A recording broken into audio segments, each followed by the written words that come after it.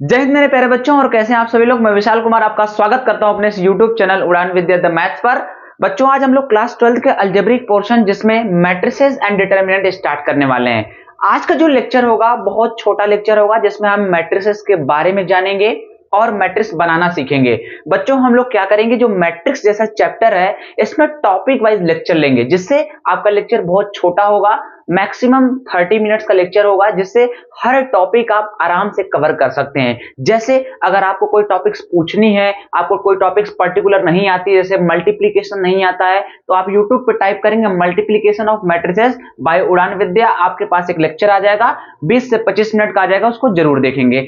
इसी तरह ऐसे छोटे छोटे जितने टॉपिक्स होंगे हम टॉपिक वाइज लेक्चर बनाएंगे, न कि हम 2-3 घंटे का लेक्चर बनाएंगे। पर्टिकुलर टॉपिक वाइज बनाएंगे, जो टॉपिक में आपको डाउट होगी वहां जाके आप उसको देख सकते हैं। तो आज हम लोग बेसिकली स्टार्ट करेंगे इंट्रोडक्शन कि मैट्रिक्स क्या होती है। तो बेटा बहुत ध्यान सुनना, मैट्रिक्स क्या होती है। देखो सबसे पहले मैट्रिक्स क्या होती है इसकी डिफिनीशन देखते हैं। मैट्रिक्स क्या होती है, ये एक रेक्टेंगुलर बॉक्स होता है। क्या होता है? It is a rectangular box. ठीक है, बहुत ध्यान सुनेगा। एक रेक्टेंगुलर बॉक्स होता है, या फिर इसको हम एरे भी बोलते हैं। क्या बोलते हैं बेटा? एरे भी बोलते हैं। ठीक है, जिसमें हम क्या करते हैं, इन विच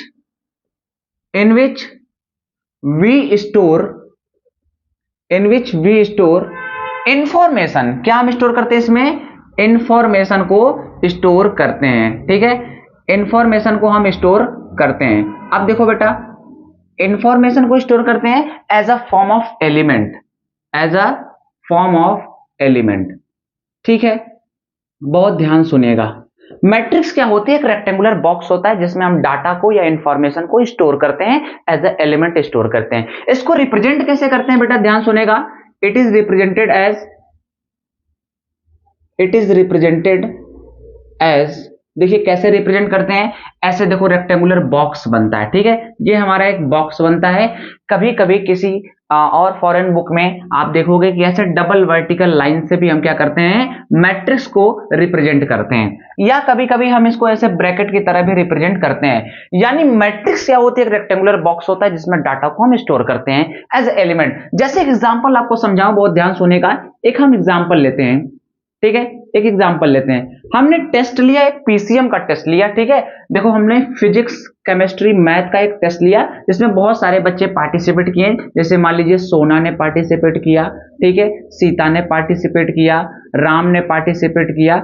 ये 3 बच्चों ने पीसीएम का टेस्ट दिया। ठीक है, अब देखो फिजिक्स में हमने 10 मार्क्स का टेस्ट लिया। सोना के कितने आए? 7 आए। फिजिक्स में, केमिस्ट्री में 8 आया, मैथ में 9 आया। ऐसे सीता के 4 आए, 6 आए, 8 आए। ऐसे इनका 10 आया, 4 आया, 8 आया। ये हमने एक रॉ डाटा हमारे पास क्या है, एक इंफॉर्मेशन है।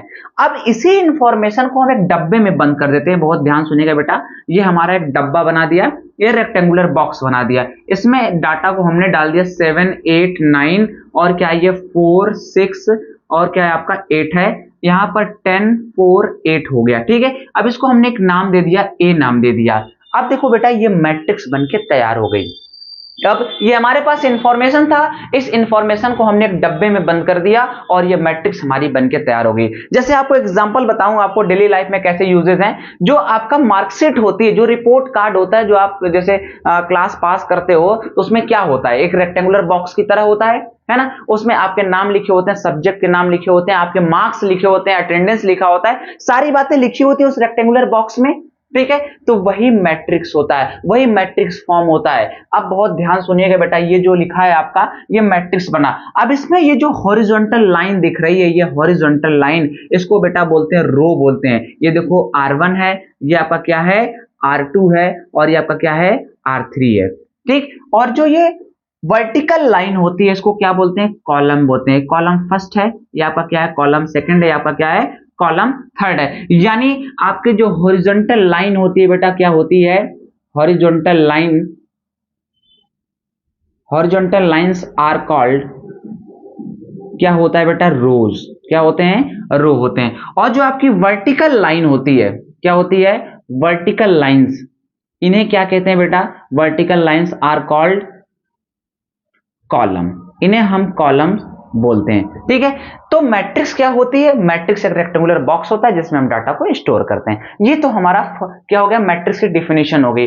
अब एक से अधिक मैट्रिक्स हो, एक से अधिक मैट्रिक्स हो तो उसे हम क्या बोलते हैं? मैट्रिसेस बोलते हैं। क्या बोलते हैं? मैट्रिसेस बोलते हैं। ठीक है, एक से अधिक मैट्रिक्स हो, मोर देन वन मैट्रिक्स। ठीक है बेटा, अब एक बात समझो आगे। अब इसका एक कॉन्सेप्ट आता है ऑर्डर। क्या आता है? ऑर्डर। उसको जरा देखते हैं, इतना नोट करते चलिए मेरे साथ साथ, फिर उसको देखते हैं। इसको हटा दें।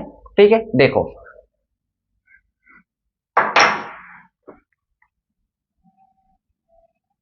अब बहुत ध्यान सुनना। यही एग्जाम्पल हम लेते हैं, सेम एग्जाम्पल लेते हैं जो एग्जाम्पल अभी हम लोगों ने लिया था।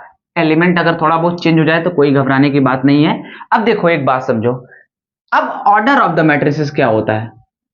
ऑर्डर ऑफ द मैट्रिसेस या ऑर्डर ऑफ द मैट्रिक्स, कोई भी मैट्रिक्स है उसका ऑर्डर क्या होगा उसको जरा ध्यान से देखते हैं। देखो, ऑर्डर ऑफ मैट्रिसेस का मतलब क्या होता है कि जो मैट्रिक्स है उसमें कितने रो प्रेजेंट हैं और कितने कॉलम प्रेजेंट है, उन्हीं को क्या बोलते हैं? ऑर्डर बोलते हैं। यानी जब कभी भी ऑर्डर ऑफ मैट्रिसेस को डिफाइन करना हो तो इसका क्या मतलब होता है? इसका मतलब होता है डायमेंशन ऑफ मैट्रिक्स। क्या होता है?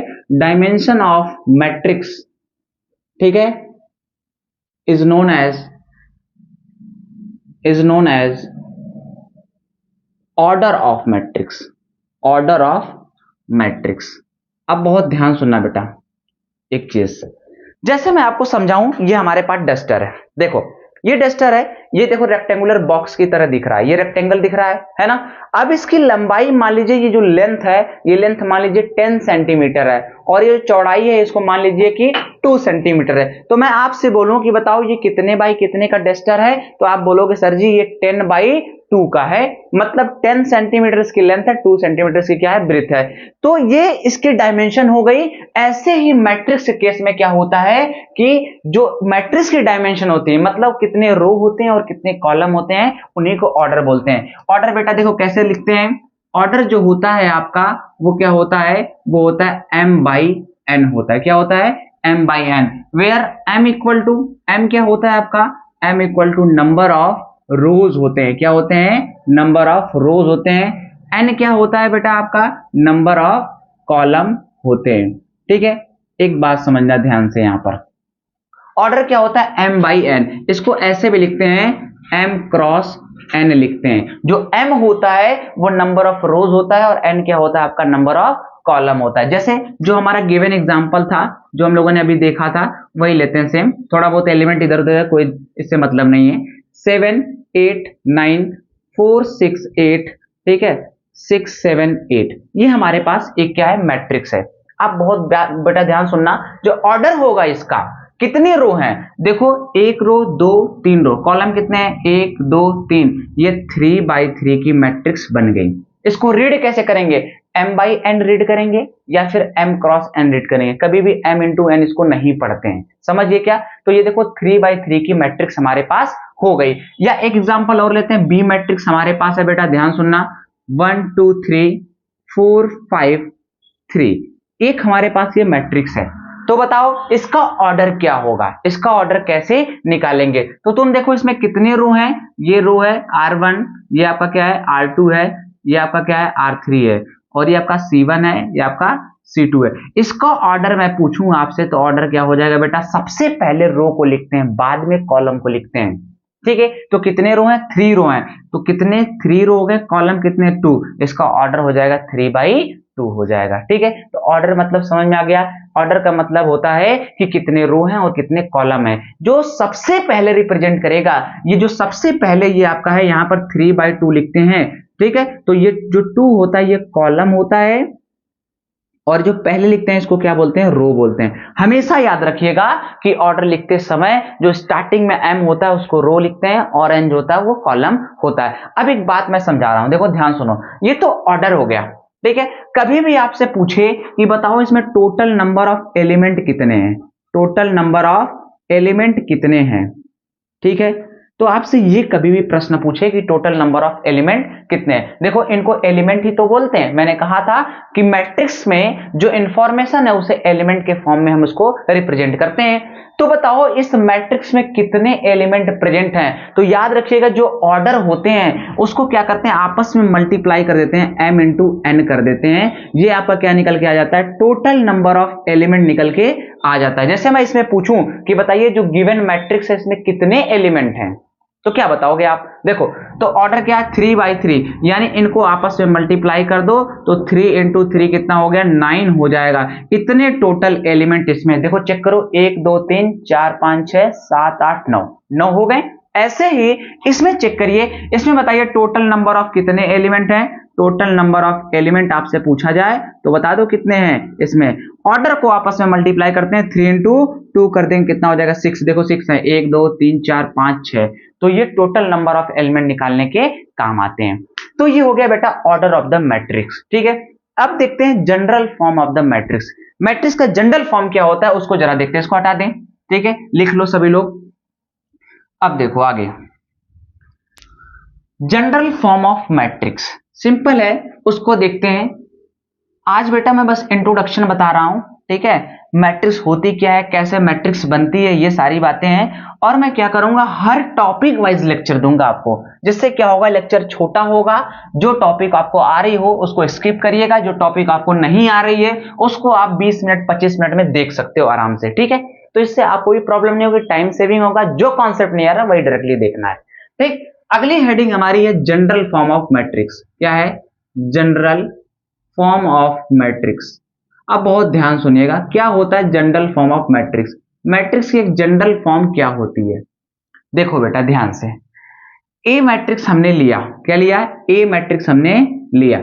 इसमें एलिमेंट जो होगा A11, मतलब क्या है, ये फर्स्ट रो का एलिमेंट है, फर्स्ट कॉलम का एलिमेंट है। ये क्या होगा, A12 होगा, A13 होगा। ऐसे आगे बढ़ोगे तो ये फर्स्ट रो nth कॉलम में होगा बेटा, है कि नहीं। ऐसे सेकंड देखो, ये क्या है, सेकंड रो में फर्स्ट कॉलम में है। ये क्या है, सेकंड रो सेकंड कॉलम में है कि नहीं। ये क्या है, सेकंड रो थर्ड कॉलम में है। ऐसे जब भी आगे बढ़ोगे तो ये सेकंड रो nth कॉलम में हो जाएगा, ठीक है। ऐसे आगे देखते हैं, A31 ये थर्ड रो फर्स्ट कॉलम में है, A32 ये थर्ड रो सेकंड कॉलम में है, A33। ऐसे आगे बढ़ोगे तो ये क्या हो जाएगा, A3n हो जाएगा। ऐसे नीचे आओगे, देखो बेटा ये कौन सा है, देखो first row second row third row fourth row fifth row, ऐसे कौन सा रो, mth रो हो जाएगा, फर्स्ट कॉलम हो जाएगा। ऐसे नीचे बढ़ोगे तो ये क्या हो जाएगा, mth रो सेकंड कॉलम, ये क्या हो जाएगा, mth रो थर्ड कॉलम। ऐसे आगे बढ़ोगे mth रो nth कॉलम हो जाएगा। आई बात समझ में। तो ये जो रिप्रेजेंटेशन है बेटा, ये क्या है, एक जनरल फॉर्म है। क्या है, एक जनरल फॉर्म है। इसमें जो एलिमेंट होते हैं ए आई जे से डिनोट करते हैं। क्या करते हैं, ए आई जे से। ये आपका बेटा क्या होता है, एलिमेंट होता है, ठीक है। जिसमें आई जो है वो क्या रिप्रेजेंट करता है कि किस रो में है, ith रो को रिप्रेजेंट करता है। और आपका क्या है, जे क्या रिप्रेजेंट करता है, जेथ कॉलम को। किसको, जेथ कॉलम को रिप्रेजेंट करता है। जैसे सपोज एक एग्जांपल लेते हैं, मान लीजिए ये वाला एलिमेंट हमने उठा लिया A23, ठीक है। तो मैंने बताया कि ए आई जी की तरह रिप्रेजेंटेशन होता है। यहां पर ये आपका आई है और ये आपका क्या है, जे है। तो देखो ये किस रो में है, ये सेकंड रो और थर्ड कॉलम। देखो फर्स्ट रो सेकंड रो और देखो थर्ड कॉलम में ये एलिमेंट है। आई बात समझ में। तो ये हमारा क्या होता है, ये एलिमेंट को किससे डिनोट करते हैं, ए आई जे से डिनोट करते हैं। जिसमें आई जो होता है आपका वो बताता है किस रो में है और जो जे है वो बताता है किस कॉलम में है। समझ गए। जैसे मैं आपसे कहूं कि बेटा बताओ ये किस रो और किस कॉलम में है, तो आपको पता होना चाहिए जो सबसे पहले होता है वो आई होता है, जो बाद वाला होता है वो क्या होता है, जे होता है। देखो सबसे पहले आई, बाद वाला जे। जो आई है वो आई क्या बताता है, किस रो में है, और जो जे है वो क्या बताता है, किस कॉलम में। तो ये देखो थर्ड रो में सेकंड कॉलम में, देखो first row second row third row में है और सेकंड कॉलम में आपका है। आई बात समझ में, कोई दिक्कत यहां तक। तो ये हमारा जनरल फॉर्म होता है मैट्रिक्स को रिप्रेजेंट करने का। अब इसी में 2-3 क्वेश्चन आपको कराते हैं कैसे मैट्रिक्स को बनाते हैं। आइए उसको देखते हैं, चलो देखते हैं। उसको हटा दें, इसको नोट करते चलो साथ साथ। देखो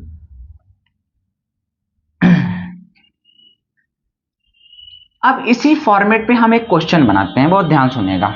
इसी फॉर्मेट पे क्वेश्चन बनाते हैं। देखो हमने कहा, एक क्वेश्चन लेते हैं, हमने कहा कंस्ट्रक्ट अ मैट्रिक्स। क्या कहा हमने? Construct a matrix. ठीक है, हमको एक मैट्रिक्स बनाना है ऑफ ऑर्डर 2x2। ठीक है, whose element a i j equal to क्या है? I square plus 1 upon j है। इसके अकॉर्डिंग हमें मैट्रिक्स बनानी है, बहुत ध्यान दीजिएगा। तो बहुत सिंपल है यार, कुछ नहीं करना है। सबसे पहला स्टेप क्या होता है, बहुत ध्यान सुनिएगा। क्या कह रहा है ये? 2x2 की बनानी है, तो बेटा पहले 2x2 का ढांचा तो बना लो, स्ट्रक्चर तो बना लो। 2x2 का हो जाएगा। देखो इसमें 2 रो होने चाहिए, 2 कॉलम होने चाहिए। पहला एलिमेंट क्या होता है? A11 होता है, दूसरा A12 हो गया। ठीक है, फिर A21 A22। देखो 2 रो 2 कॉलम बन गए हमारे पास। समझिए क्या? ये तो अब हमें निकालना है A11 A12 A22 और A21 ऐसे निकालना है। अब देखो कैसे निकालेंगे, बड़ा सिंपल है यार। अब हमें A11 निकालना है बेटा, तो इसके अकॉर्डिंग निकालेंगे ना। ये तो हमारा क्या है, यही तो हमारी कंडीशन है कि जो एलिमेंट है वो ऐसे रखना है। तो देखो सबसे पहले I होता है, बाद वाला क्या होता है? J होता है। I की वैल्यू 1, J की वैल्यू भी क्या है? 1 है। चलो रखो यहाँ पर I की वैल्यू 1 का स्क्वायर प्लस 1 अपॉन J की वैल्यू 1 है। कितना हो जाएगा बेटा? 2 अपॉन 1 दैट इज 2 हो जाएगा।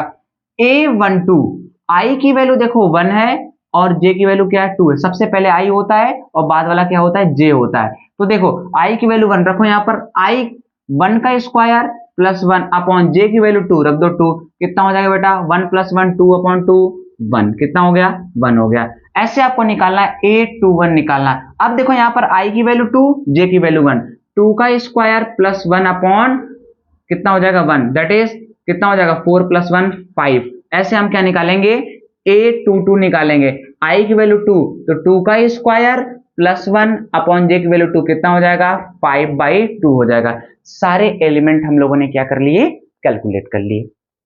आओ अब पोजीशन पे रख दो इनके। A मैट्रिक्स हमारी है, A11 कितना है? 2 है। A12 कितना है? 1 है। आपका A21 कितना है? 5 है। और A22 कितना है? 5/2 है। अब देखो ये 2/2 की मैट्रिक्स हमारी बनके तैयार हो गई। कितना ही सिंपल सवाल था, ऐसे मैट्रिक्स को आपको बनाने हैं। ठीक है, एक क्वेश्चन और देखो जरा, आपको कंस्ट्रक्ट करने हैं। क्वेश्चन नंबर 2 है, कंस्ट्रक्ट अ मैट्रिक्स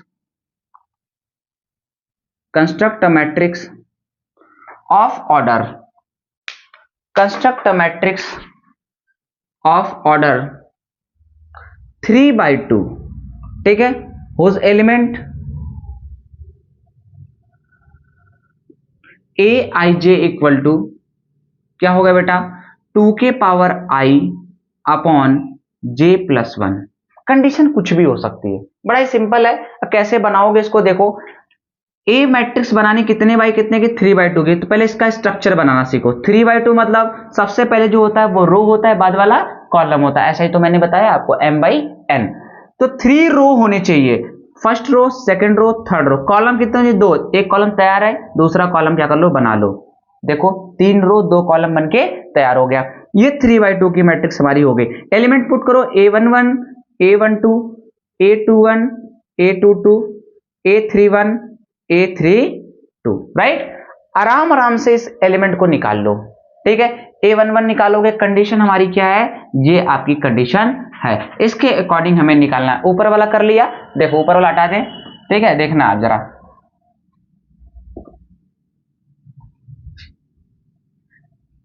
देखो चलो निकालते हैं A11। सिंपल है यार, A11 निकालो, फिर A12 निकालो, फिर क्या निकालो आप? A21 निकालो, फिर A22 निकालो, फिर A31, फिर A32 निकालो। चलो A11 कंडीशन हमारी है 2 के power I upon J plus 1। तो लिखो बेटा 2 के पावर I की वैल्यू 1 1 अपॉन J की वैल्यू 1 प्लस 1 दैट इज कितना हो जाएगा? 2 अपॉन 2। कितना हो जाएगा बेटा? 1 के बराबर। A12 निकालना है, I की वैल्यू 1 J की वैल्यू 2। तो रखो यहाँ पर I की वैल्यू 1, 2 के पावर 1 अपॉन J की वैल्यू कितनी है? 2 है। 2 प्लस 1 कितना हो जाएगा बेटा? 2 अपॉन 3 हो जाएगा। ऐसे A21 निकालो, i की वैल्यू कितनी हो जाएगी 2, तो 2 के पावर 2 प्लस, सॉरी प्लस यहां पर नहीं है, अपॉन में क्या है, j की वैल्यू क्या है 1, 1 प्लस 1 कितना हो जाएगा बेटा 4/2 दैट इज 2। A22 निकालो, i की वैल्यू 2 यानी 2 के पावर 2 अपॉन j की वैल्यू 2, तो 2 प्लस 1 कितना हो जाएगा बेटा 4/3 हो जाएगा। ऐसे A31 निकालो, तो i की वैल्यू 3, तो 2 के पावर 3 अपॉन 1 प्लस 1 कितना हो जाएगा 2 के पावर 3, 8/2 दैट इज 4 हो जाएगा।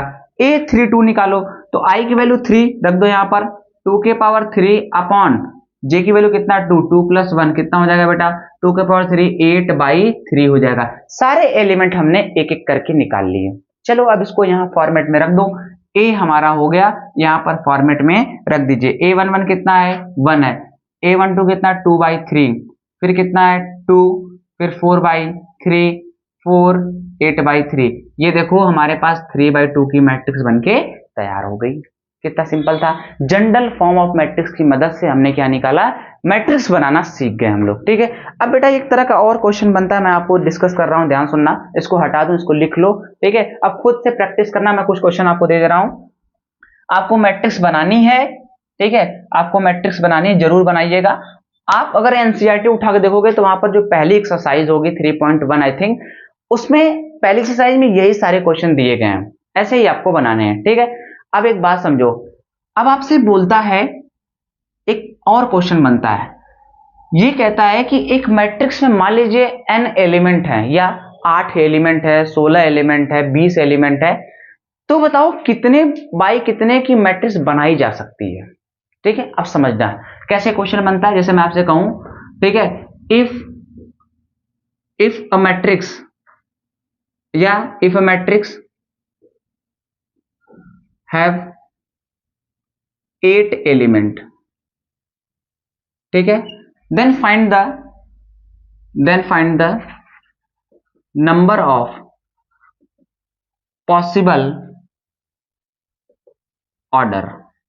मतलब हमारे पास क्या है, 8 एलिमेंट है, तो आपको बताना है कितने बाय कितने की मैट्रिक्स बनाई जा सकती है, ये आपको बताना है। मतलब टोटल हमारे पास एलिमेंट कितने, 8 एलिमेंट है बेटा, और आपको बताना है कितने बाय कितने की मैट्रिक्स बनाई जा सकती है। बहुत ध्यान सुनो कैसे बना सकते हो।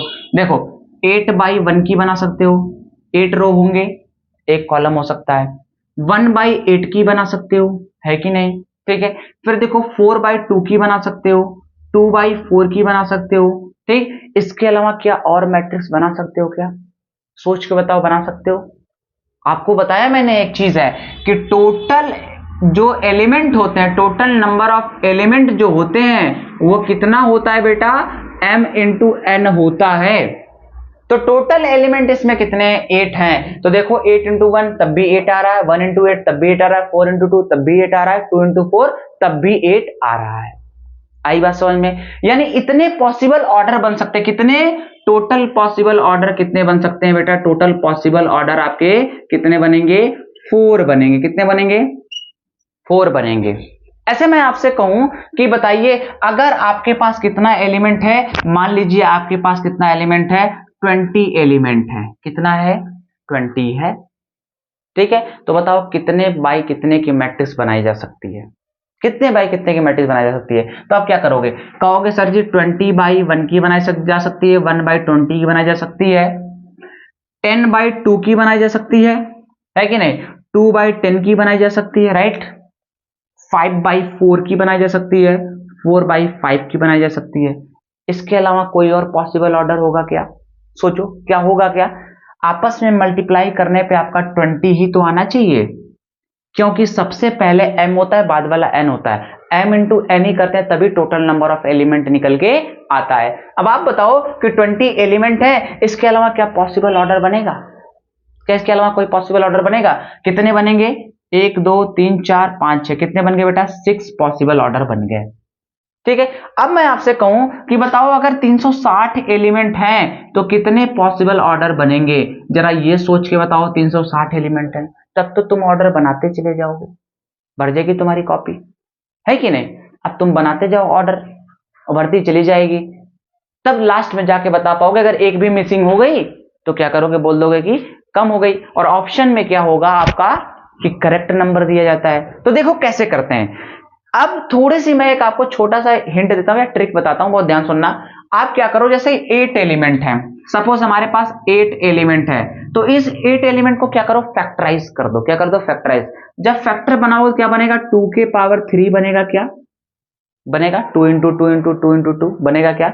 अब देखो जब आपसे पॉसिबल ऑर्डर पूछे, क्या पूछे, टोटल पॉसिबल ऑर्डर पूछे, टोटल पॉसिबल ऑर्डर पूछे, तो बेटा ध्यान रखना जो ये पावर है ना, ये जो पावर है, इस पावर में 1 ऐड कर देंगे तो क्या आ जाएगा, टोटल पॉसिबल ऑर्डर आ जाएगा। 3 + 1 कितना था, 4। देखो 4 आंसर आया इसमें, है कि नहीं। अच्छा अगर हम 20 को फैक्टराइज कर दें, क्या कर दें, 20 को फैक्टराइज कर दें, ध्यान सुनना, 20 को फैक्टराइज कर दें, जैसे 20 का फैक्टर बनाओगे यहीं पर तो क्या हो जाएगा, 2 से गया 10, फिर जाएगा 5, फिर होगा 5 1 जा, इतना होगा। यानी इसके जो फैक्टर बनाए 2 के पावर 2 इंटू 5 के पावर 1 है, राइट, ठीक है। अब बहुत ध्यान सुनना, जो पॉसिबल ऑर्डर होगा ना बेटा, पॉसिबल ऑर्डर मैंने आपको बताया कि पावर में 1 ऐड करते हैं। क्या करते हैं, पावर में 1 ऐड करते हैं। 2 + 1, राइट, अभी एक पावर बच गया यहां पर 1, 1 + 1 लिख लिया, सभी पावर में 1 ऐड कर लिया।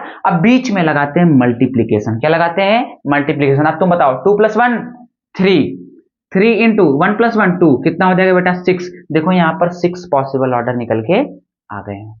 आई बात समझ में। ऐसे जब 360 एलिमेंट हो तो कैसे करेंगे, 360 एलिमेंट हो तो कैसे करेंगे, इनको भी आपस में फैक्टराइज कर दो। जब 360 हो फैक्टराइज करो, ध्यान से, कितना हो जाएगा 180, फिर कितना हो जाएगा आपका 90, फिर कितना हो जाएगा आपका 45, फिर आपका 15, फिर क्या हो जाएगा 5, फिर आपका 1, राइट, फैक्टराइज कर लिया। अब इनको कैसे लिखोगे, 360 इक्वल टू क्या हो जाएगा, 2 के पावर 3, कितना है बेटा, 2 के पावर 3 इंटू क्या हो जाएगा, 3 के पावर 2 इंटू 5 के पावर 1 हो गया, राइट। ये तो कर लिया।